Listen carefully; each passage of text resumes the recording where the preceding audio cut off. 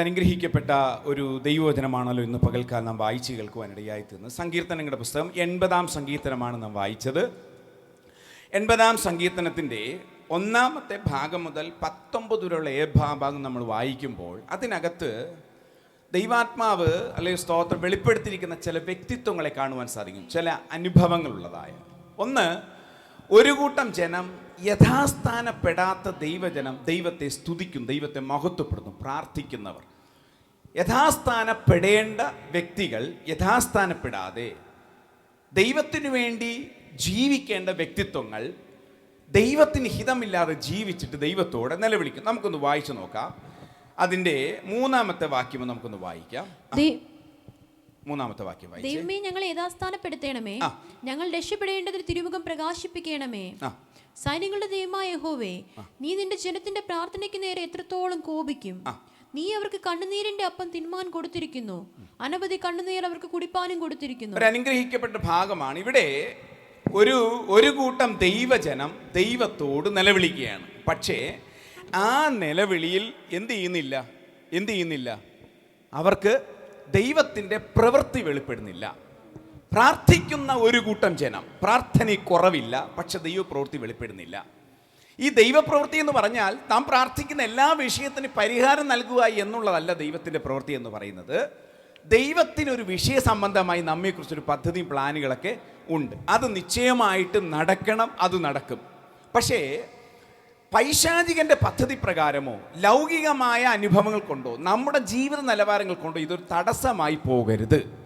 ഞാൻ പറഞ്ഞില്ലേ, ദൈവസഭ പ്രാർത്ഥിക്കുന്ന എല്ലാ വിഷയത്തിനും പരിഹാരം കിട്ടുമെന്ന് ചോദിച്ചാൽ ഇല്ല എന്ന് പറയണം. കാരണം നമ്മെക്കുറിച്ചൊരു പദ്ധതിയുള്ളൊരു ദൈവം കൂടെയുണ്ട്. ചില സമയങ്ങളിൽ ചില വിഷയത്തിന് പരിഹാരം തന്നാൽ നമ്മളത് കൃത്യമായി മനസ്സിലാക്കിയില്ല എന്നുണ്ടെങ്കിൽ ദൈവത്തിനറിയാം. ചില കാര്യം നമ്മൾ ലൈസൻസുകളൊക്കെ എന്ത് ചെയ്യും, പലപ്പോഴും ഞാൻ അല്ലെങ്കിൽ നമുക്ക് വേണ്ടി അല്ലെങ്കിൽ നമ്മൾ ലൈസൻസ് കിട്ടാനൊക്കെ നമ്മൾ സഭ ഒന്നരംഗമായി പല വിഷയങ്ങളെ പ്രാർത്ഥിക്കുന്നവരാണ്. പക്ഷേ ചില വിഷയത്തിൽ എന്ത് ചെയ്യില്ല, ചിലപ്പോൾ കിട്ടാറില്ല. അതിന് കാരണം എന്താണെന്നറിയാമോ? UK പൂർണ്ണമായ നിയമങ്ങൾ എന്ത് ചെയ്യണം, നമ്മൾ പഠിക്കണം. നാളെ സമയത്ത് അപകടങ്ങൾ പെട്ടാൽ ദൈവമക്കൾക്ക് അപകടങ്ങൾ സംഭവിക്കാതിരിക്കേണ്ട ഉത്തരവാദിത്വം ദൈവത്തിനുള്ളതാണ്. അപ്പോൾ അതുകൊണ്ട് തന്നെ പറയുന്നത് ദൈവത്തിനൊരു പദ്ധതിയുണ്ട്. നമ്മുടെ കുഞ്ഞുങ്ങൾ നമ്മളേറെ ഇഷ്ടപ്പെടുന്നവരാണ്. പക്ഷേ ആ കുഞ്ഞുങ്ങൾ ചിലപ്പോൾ എന്ത് ചെയ്യും, നമ്മുടെ ലാപ്ടോപ്പ് ചോദിക്കാൻ നമ്മൾ കൊടുക്കാറില്ല. കാരണം എന്താണെന്നറിയാമോ? ഈ ലാപ്ടോപ്പിന് അവൻ്റെ കയ്യിൽ കൊടുത്തു കഴിഞ്ഞാൽ അല്ലെങ്കിൽ അവരുടെ കയ്യിൽ കൊടുത്തു കഴിഞ്ഞാൽ അതെങ്ങനെ ഉപയോഗിക്കണമെന്ന് അവർക്കറിയത്തില്ല. അപ്പം ഞാൻ പറഞ്ഞത്, നമ്മൾ പ്രാർത്ഥിക്കുന്ന എല്ലാ വിഷയങ്ങൾക്കും പ്രാർത്ഥന നൽകും. പക്ഷെ ഒരു കാര്യം ഉറപ്പാണ്, ചില വിഷയ സംബന്ധമായി ദൈവത്തോട് പ്രാർത്ഥിക്കുന്ന നിലവിളിക്കുന്ന ചില വിഷയങ്ങൾ നമ്മുടെ പ്രവൃത്തികൾ കൊണ്ടോ പിശാചിൻ്റെ ചില പദ്ധതികൾ കൊണ്ടോ അടയപ്പെടുവാൻ സാധ്യതയുണ്ട്. അതുകൊണ്ട് തന്നെ അങ്ങനെയുള്ളൊരു അനുഭവമാണ് ഇന്ന് പകൽക്കാലം വായിച്ച് കേൾക്കുവാനിടയായത്. ഞാൻ കഴിഞ്ഞ ആഴ്ച പ്രാർത്ഥനയെ സംബന്ധിച്ച് ആഴമായി അല്പനേരം ചിന്തിക്കുവാനിടയായിരുന്നു. അതിൽ ആ മെസ്സേജൊക്കെ ആയിട്ട് ചിലരൊക്കെ ആഴമായി ചില ചോദ്യവും ചോദിക്കാനിടയായിരുന്നു. ഹല്ലേലൂയ. ആ മെസ്സേജിൽ ചോദിച്ച ചോദ്യം ഇങ്ങനെയാണ്: ഷിജു പാസ്റ്ററിന് അല്പം ഭയം കൂടിയൊന്ന് സംശയമുണ്ട് UK പോയ ശേഷം. അങ്ങനെയൊന്നും അല്ല കേട്ടോ. ആ ദൈവവചനം പൂർണ്ണമായി മനസ്സിലാക്കണം. ആ കഴിഞ്ഞ ആഴ്ച പറഞ്ഞ വാക്യം, ആ ഒരു ചോദ്യം വന്നതുകൊണ്ട് ഞാനതിനെ ആഴമായിട്ട് ആ വിഷയത്തെ പൂർണ്ണമായി ഒരല്പം എടുത്തിട്ട് മാത്രം ഈ ഒരു വേദഭാഗത്ത് വരെ ഞാൻ ആഗ്രഹിക്കുന്നു. കഴിഞ്ഞ ആഴ്ച പറഞ്ഞ വേദഭാഗം നമ്മൾ എല്ലാവർക്കും പ്രാർത്ഥിക്കരുത് എന്ന് പറഞ്ഞ വിഷയത്തിനകത്ത് വളരെ പ്രാതിനിധ്യമുള്ളൊരു കാര്യമുണ്ട്. അത് ദൈവജനം തിരിച്ചറിഞ്ഞാൽ മാത്രമേ അതിൻ്റെ എന്തുകൊണ്ട് അങ്ങനെ പ്രാർത്ഥിക്കരുതെന്ന് പറഞ്ഞത് അതിൽ മനസ്സിലാവും. ഞാൻ പറഞ്ഞ ഒറ്റ ആശയം, ഒന്ന്, എല്ലാ വിഷയങ്ങളും കൈകൊടർന്ന് പറഞ്ഞ 2 കാര്യം പറഞ്ഞു. ഏതൊക്കെയാണ് കഴിഞ്ഞ ആഴ്ച? ഒന്ന്, ദൈവം തൊട്ട ചില വിഷയങ്ങൾ, അതിൽ നമ്മൾ കൈകൊടാൻ പാടില്ല, ദൈവസഭ തൊടാൻ പാടില്ല. 2, പിശാചിന് അവകാശവും അധികാരവും അവരുടെ പ്രവൃത്തികൾ കൊണ്ട്, ജീവിതത്തിലുള്ള പ്രവൃത്തികൾ കാരണം അവരുടെ ജീവിതത്തിൽ പ്രാർത്ഥിക്കുവാൻ വ്യവസ്ഥയില്ലാത്ത വിഷയത്തിൽ നമ്മൾ എന്ത് ചെയ്യാൻ പാടില്ല, പ്രാർത്ഥിക്കാൻ പാടില്ല. പക്ഷേ ഈ 2 വിഷയത്തെ എങ്ങനെ പ്രാർത്ഥിക്കണമെന്ന് ഞാൻ കഴിഞ്ഞ ആഴ്ച പറഞ്ഞു. പക്ഷെ അത് പലരും മനസ്സിലാക്കിയിട്ടില്ല. ഒന്ന്, അല്ലെങ്കിൽ സ്തോത്രം, ദൈവം തൊട്ടതിനെ ആ വിഷയത്തെ നമുക്ക് എങ്ങനെ പ്രാർത്ഥിക്കാം? നമുക്ക് പ്രാർത്ഥിക്കേണ്ടത്, കർത്താവേ, അവരുടെ ജീവിതത്തിൽ ഒരു മാനസാന്തര ജീവിതത്തിനായി നാം പ്രാർത്ഥിക്കണം. Price the Lord. ചില വിഷയങ്ങൾ നമുക്കറിയത്തില്ല, ദൈവം തൊട്ടതാണോ പിശാചിന് അവകാശമുള്ളതാണോ, ജീവിതത്തിൽ എന്തൊക്കെയാണ് നമുക്ക് എന്ത് ചെയ്യാറില്ല, പലപ്പോഴും മനസ്സിലാവാത്ത അനുഭവങ്ങളുണ്ട്. എന്നാൽ ഈ ദൈവവചനം കേൾക്കുമ്പോൾ നാം മനസ്സിലാക്കേണ്ട കാര്യം, പിശാചിന് അവകാശമുള്ളതും ദൈവത്തിൻ്റെതായ കോപമിറങ്ങിയ ചില വ്യക്തിയുടെ വിഷയങ്ങളുടെ മേൽ നമ്മൾ എടുക്കുമ്പോൾ അതിനു മുമ്പേ അവരുടെ മാനസാന്തരത്തിനായി പ്രാർത്ഥിക്കണം. സുവിശേഷവുമായി പോകുന്ന ദൈവജനം, ദൈവത്തിൻ്റെ ദാസന്മാർ ഒന്നും നോക്കാതെ രോഗസൗഖ്യം ഉണ്ടായിട്ടുണ്ട്. അനേകം ഭൂതങ്ങൾ കൊണ്ട് പ്രാർത്ഥിച്ചിട്ടുണ്ട്. അത് വ്യവസ്ഥയുണ്ട്. കാരണം ദൈവത്തിൻ്റെ വചനം അറിയാത്ത ഒരു വ്യക്തിയെ സംബന്ധിച്ച് അവർക്ക് വേണ്ടി നാം പ്രാർത്ഥിക്കാം. പക്ഷേ അവരുടെ മാനസാന്തരത്തിനായിരിക്കണം നാം പ്രയോറിറ്റി കൊടുക്കേണ്ടത്. അതുപോലെ തന്നെ ദൈവസഭ ഒരു വിഷയം ഏറ്റെടുത്ത് പ്രാർത്ഥിക്കുമ്പോൾ ഞാൻ പറയുന്ന ഒരു വിഷയം എന്ന് പറയുന്നത്, അനേകം ദൈവദാസന്മാരെ നിക്ഷിപ്തമായിട്ട് കർത്താവ് ഇന്ന ദൈവദാസൻ എനിക്ക് വേണ്ടി പ്രാർത്ഥിച്ചാൽ എനിക്ക് സൗഖ്യം വരും, ഇന്ന ദൈവദാസൻ ഈ വിഷയത്തിന്മേൽ സമർപ്പിച്ചാൽ അതിന് സൗഖ്യം വരുമെന്ന് വ്യക്തിപരമായിട്ടുള്ള ബന്ധം നമ്മളും ദൈവവും ഇടയിൽ വരാൻ പാടില്ല. മനസ്സിലായോ? ദൈവസഭയെ ദൈവാത്മാവ് എന്നെ പഠിപ്പിക്കാനാക്കിയ ഒരു ഉദ്ദേശം എന്ന് പറയുന്നത്, ദൈവസഭ ഒരുമിച്ചൊരു വിഷയത്തിനോട് പ്രാർത്ഥിക്കാം, നിശ്ചയമായി പ്രാർത്ഥിക്കാം. പല വിഷയങ്ങൾ വരുമ്പോൾ നമ്മൾ ഒരുമിച്ച് നിൽക്കാറുണ്ട്, അതിന് വളരെ മഹത്വമുണ്ട്. പക്ഷെ ഞാൻ പറഞ്ഞത്, നാം നമ്മുടെ വ്യക്തിപരമായ ജീവിതത്തിൽ ദൈവത്തോട് അടുത്ത് വന്ന് അപ്പാ എന്ന് വിളിച്ചാൽ ഉത്തരം നൽകുന്നൊരു ദൈവത്തെ നാം ആരാധിക്കുന്നത്. പലപ്പോഴും അങ്ങനെ നിലവിളിച്ച് ദൈവസന്നിധിയിൽ സമർപ്പിക്കുന്നതിന് പകരമായി പലരും നമുക്ക് വേണ്ടി പ്രാർത്ഥിച്ചിട്ട് ആ വിഷയങ്ങൾ പരിഹാരം നൽകുന്നു. പക്ഷെ ദൈവം ആഗ്രഹിക്കുന്ന അങ്ങനെയല്ല കേട്ടോ. എല്ലാവരും, ലോകത്തിലുള്ള എല്ലാ വ്യക്തികളും വ്യക്തിപരമായി ദൈവത്തോട് അടുക്കുവാൻ ആഗ്രഹിക്കുന്നു. Price the Lord. പലർക്കും സമയമില്ല. ചിലർ പറയുന്നത്, പാസ്റ്റർ എനിക്ക് സമയമില്ല, എനിക്ക് ബിസിയാണ്, പാസ്റ്റർ ഇന്ന വിഷയത്തിനായിട്ട് പ്രാർത്ഥിക്കണം. അപ്പോൾ ഇത് ഏത് വ്യവസ്ഥയാണ്? ദൈവപ്രകാരം തികച്ചും ശരിയല്ല.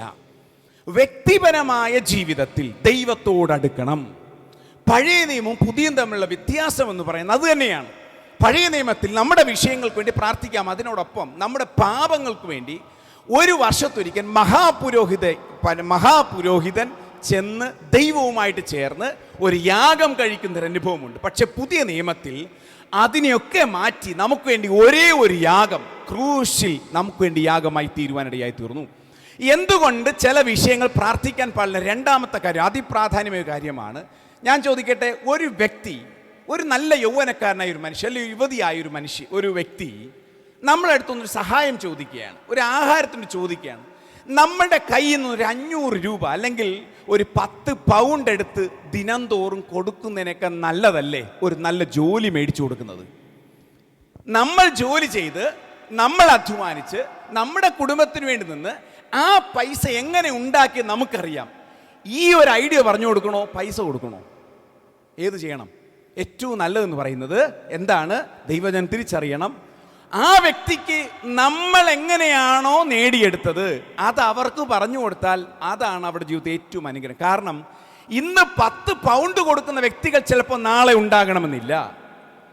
ഇന്ന് പല ദൈവസഭകളും അങ്ങനെയാണ്. ദൈവദാസന്മാർ ദൈവത്തിൽ നിന്ന് അകന്നു പോകുമ്പോൾ വിശ്വാസി ഒരു കൂട്ടം ജനം തെറ്റിപ്പോകുന്നു, ചോദ്യചിഹ്നമായി നിൽക്കുന്നു. എന്തു ചെയ്യണം? ഞാൻ പറയുന്നു, വ്യക്തിപരമായ ബന്ധം ദൈവവുമായിട്ടായിരിക്കണം. ദൈവവുമായിട്ട് അടുക്കാത്ത ബന്ധം എന്ന് പറയുന്ന ആ കൂട്ടായ്മ കൊണ്ടൊരർത്ഥമില്ല. ഹല്ലേലൂയ. അങ്ങനെയാണെങ്കിൽ ഓർക്കണം, ദൈവത്തോട് പ്രാർത്ഥിക്കേണ്ട വിഷയങ്ങൾ മാത്രം പ്രാർത്ഥിക്കുവാൻ ദൈവസഭ തയ്യാറായിട്ട് സ്വയമായി ഞാൻ പറയട്ടെ, ദൈവശാപം ദൈവം അടിച്ച ഒരു വ്യക്തി ആയിക്കൊള്ളട്ടെ, സ്വയമായി ദൈവസന്നിധിയിൽ സമർപ്പിക്കാം. കർത്താവേ, എൻ്റെ ജീവിതം കൊണ്ട്, എൻ്റെ മാതാപിതാക്കളുടെ ജീവിതം കൊണ്ട്, എൻ്റെ സമൂഹത്തിലെ തിന്മകൾ കൊണ്ട്, എൻ്റെ കുടുംബത്തിലെ വിഷയങ്ങൾ കൊണ്ട്, എൻ്റെ തലമുറയുടെ വിഷയം കൊണ്ട്, കർത്താവേ, എൻ്റെ ജീവിതത്തിൽ എന്തെങ്കിലും ശാപമുണ്ടെങ്കിൽ, എന്തെങ്കിലും ദൈവത്താൽ അടിക്കപ്പെട്ട അനുഭവമുണ്ടെങ്കിൽ, കർത്താവേ, എന്നെ യഥാസ്ഥാനപ്പെടുത്തി ദൈവമേ എൻ്റെ വിഷയങ്ങൾക്ക് പരിഹാരം നൽകണമെന്ന് പറഞ്ഞാൽ നിശ്ചയമായി ആ വിഷയത്തിന് പരിഹാരം നൽകും. അതിനുവേണ്ടി ദൈവദാസന്മാർ പ്രാർത്ഥിച്ചാൽ അല്പനേരത്തേക്ക് എന്ത് ചെയ്യും? അല്പനേരത്തേക്ക് വിടുതലുണ്ട്. അതാ ഇന്ന് അനുഭവിക്കുന്നേ. ഞാൻ ഈ ഒരു വിഷയം നമ്മൾ പറയുമ്പോൾ വെറുതെ വിചാരിക്കരുത്, തികച്ചും നമ്മൾ മനസ്സിലാക്കേണ്ട വിഷയമാണ്. ഹല്ലേലൂയ, സ്തോത്രം. അനേകം വ്യക്തിത്വങ്ങൾ സ്വയമായി ദൈവസന്നിധി വരാറില്ല, ദൈവസന്നിധി കയറി വരാൻ അവർ അനുവദിക്കുന്നില്ല. അതിന് പകരം ഏറ്റവും അധികം വ്യക്തിത്വം നമ്മുടെ ഏത് വിഷയം അറിയിച്ചാൽ ദൈവദാസനെ വിളിക്കും. ഏത് വിഷയം വന്നാൽ ഇന്ന വ്യക്തിയെ വിളിച്ചാൽ പരിഹാരങ്ങൾ. ഞാൻ ചോദിക്കട്ടെ, ഈ കർത്താവിനെ ഒന്ന് പരിചയപ്പെട്ടൂടെ?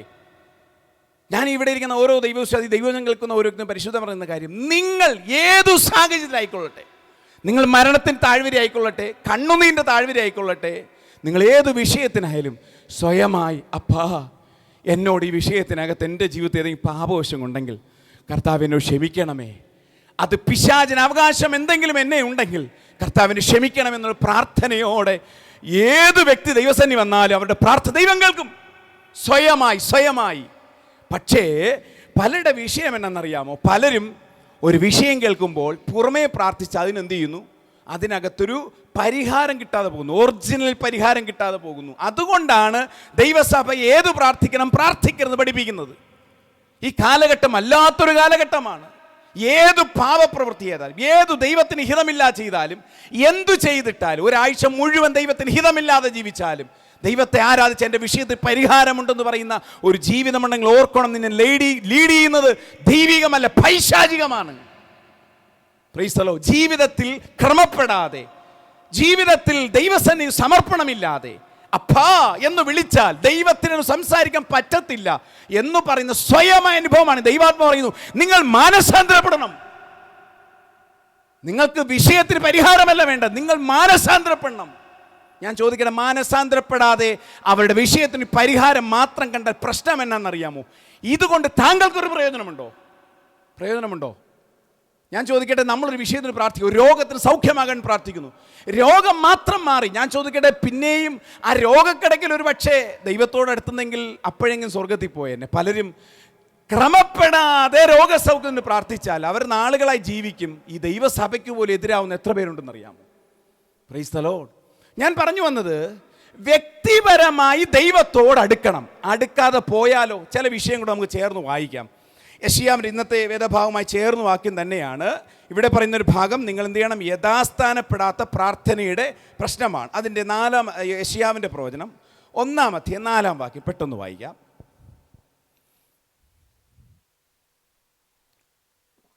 മൈക്കിലൂടെ പറ്റുമെങ്കിൽ ദയവായിട്ടൊന്ന് വായിക്കണേ, കാരണം എല്ലാവരും ഇത് കേൾക്കണം. ഞാൻ പറഞ്ഞു, അയ്യോ പാപമുള്ള ജാതി, അകൃത്യഭാരം ചുമക്കുന്ന ജനം, ദുഷ്പ്രവൃത്തിക്കാരുടെ സന്തതി, വഷളായി നടക്കുന്ന മക്കൾ, അവർ യഹോവയെ ഉപേക്ഷിച്ച്. ഇത് വഷളായി നടക്കുന്ന മക്കൾ എന്ന് പറഞ്ഞ ദൈവജനത്തെ പറ്റിയാണ് പറയുന്നത്, ശരിയല്ലേ? ദൈവവചനം കേൾക്കണം. ഞാൻ എന്തുകൊണ്ട് അങ്ങനെ പറഞ്ഞതെന്ന് ആഴം മനസ്സിലാക്കണം. സ്തോത്രം. അവരെ പറ്റി പറയുകയാണ്. അവരെന്ത് ചെയ്യണം? ദുഷ്ടചിന്തയിലേക്ക് പോയിപ്പെട്ടിരിക്കുകയാണ്. അടുത്ത വാക്യം, അവർ യഹോവയെ ഉപേക്ഷിച്ച് ഇസ്രായേലിന്റെ പരിശുദ്ധനെ നിരസിച്ച് പുറകോട്ട് മാറിക്കളഞ്ഞിരിക്കുന്നു. ശ്രദ്ധിക്കണം. മനുഷ്യരുടെ മുമ്പിൽ അവൻ ദൈവദാസനാ, മനുഷ്യരുടെ മുമ്പിൽ വിശ്വാസിയാണ്, മനുഷ്യരുടെ മുമ്പിൽ അവൻ ചർച്ചിലെ സെക്രട്ടറിയാ, സഭയിലെ ഖജാൻജിയാ, സഭയിലെ പ്രസിഡന്റാ, സഭയിലെ ഏതോ വലിയ ആൾക്കാർ, ഏറ്റവും കൂടുതൽ കാശ് കൊടുക്കുന്ന ആൾക്കാരാ, ഏറ്റവും കൂടുതൽ ദശാംശം കൊടുക്കുന്ന ആൾക്കാരാ, സഭയിലെല്ലാം ഉന്നതി നിൽക്കുന്ന ആൾക്കാരാ. പക്ഷെ ദൈവം അവർ ദൈവസന്നിധിയിൽ പുറകോട്ട് നിൽക്കുന്നു. Price the Lord. അങ്ങനെയുള്ള പ്രശ്നം എന്ന് അടുത്ത വാക്യം വായിച്ചേ. ഇനി നിങ്ങളെ അടിച്ചിട്ട് എന്ത്? കർത്താവ് ചോദിക്കുകയാണ്, ഞാൻ അവരെ അടിച്ചിട്ട് എന്ത് പ്രയോജനം എന്ന് പറഞ്ഞാൽ, കർത്താവ് അടിച്ചിട്ടും ശരിയാവാത്ത ചില വ്യക്തികൾ.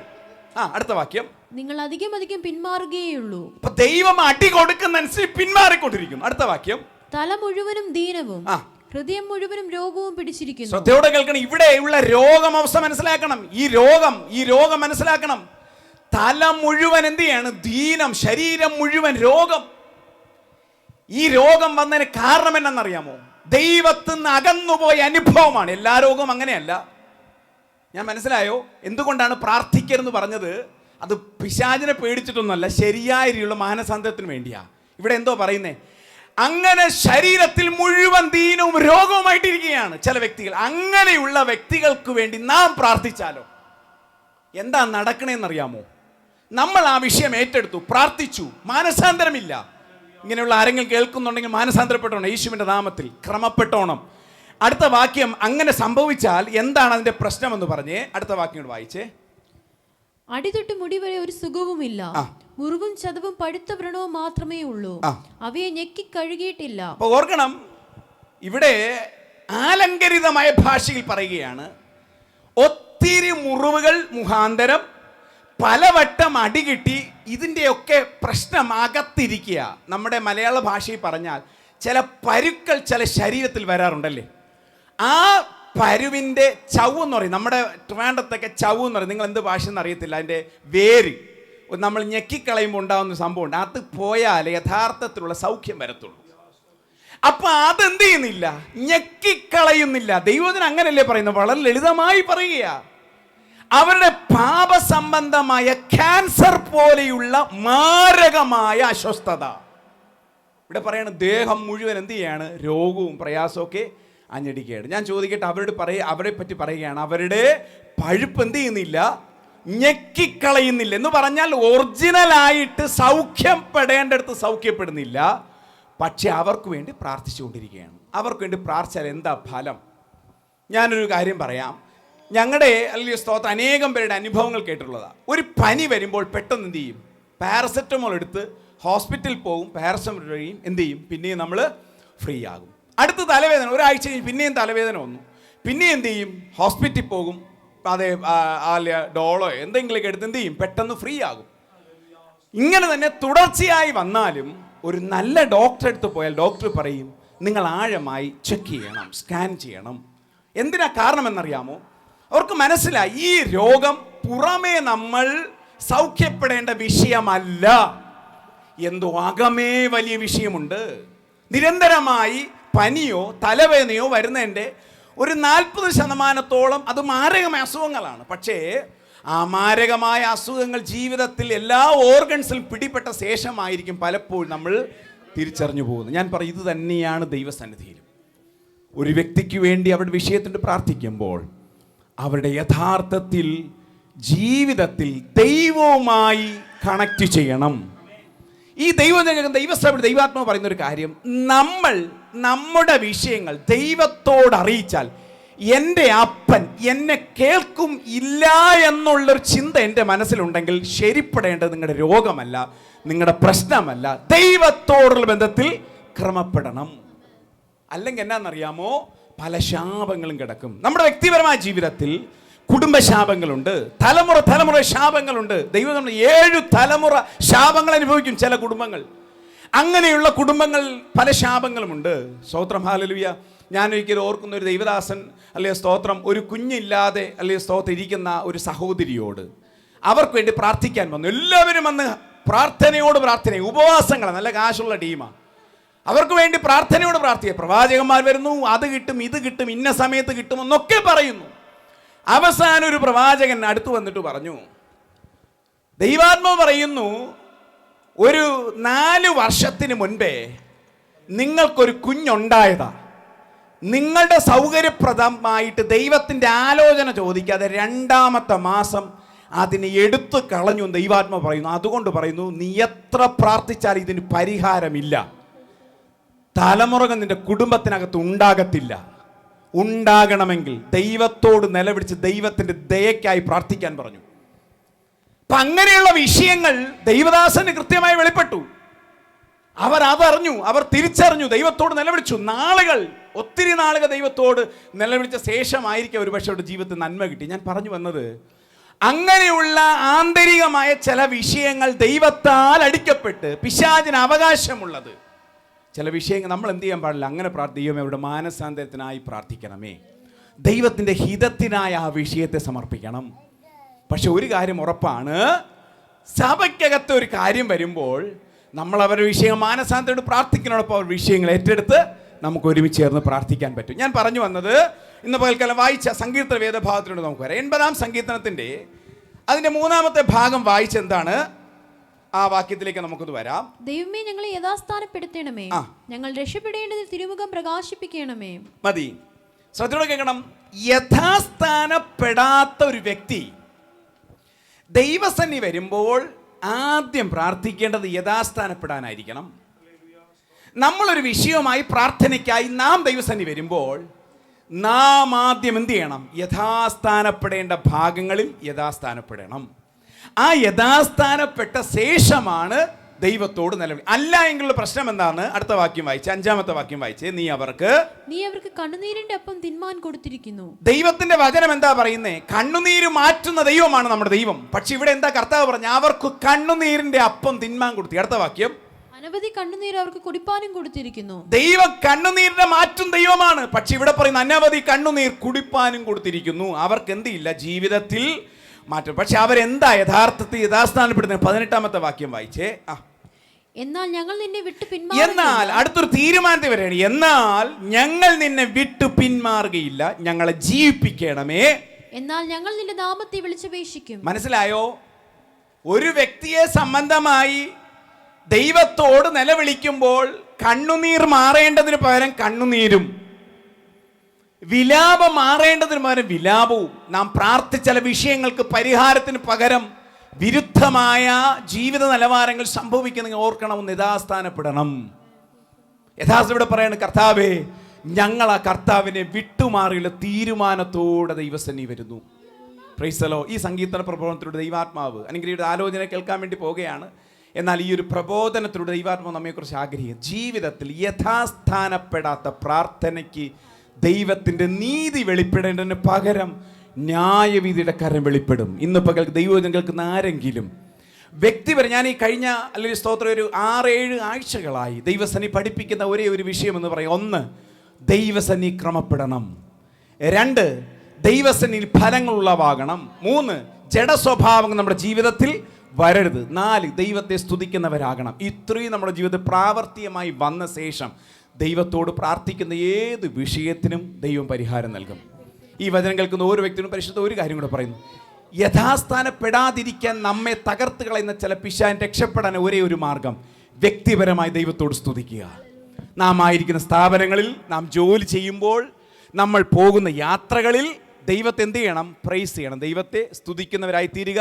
കർത്താവ് നമ്മെ ഈ സങ്കീർത്തന പ്രബോധനങ്ങളാൽ അനുഗ്രഹിക്കുമാറാകട്ടെ.